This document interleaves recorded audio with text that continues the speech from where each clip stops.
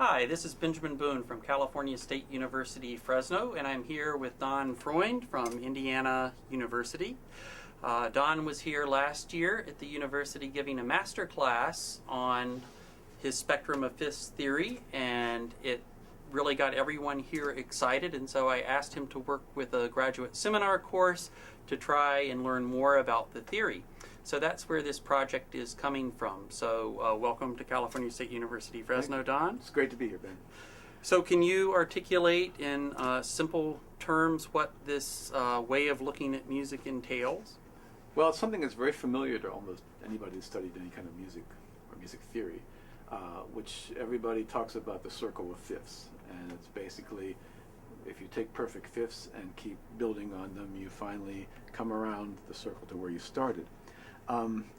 What's different about the way I like to think about it is I like to think that it's not so much a circle, but a spectrum, that we're dealing with notes that are relatively sharp or relatively flat to each other.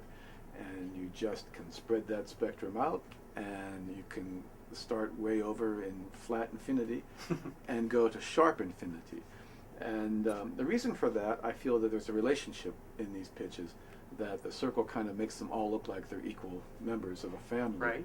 Whereas the spectrum tends to deal with them as something that is building on itself and goes in a certain direction.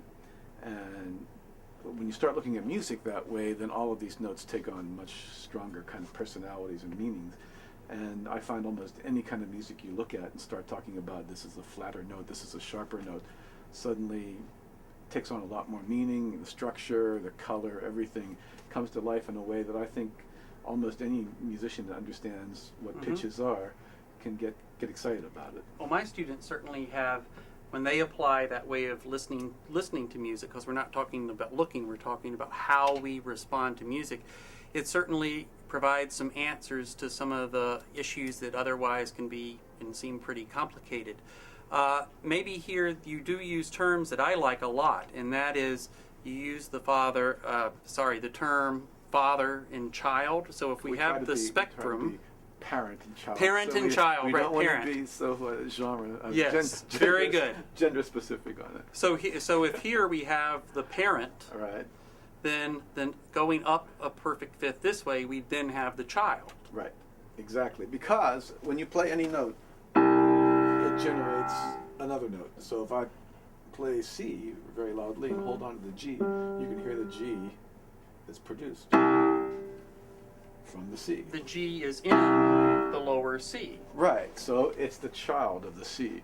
So that this whole idea of the circle of fifths or spectrum of fifths comes from this sense of the fifth being something that's generated one pitch to another.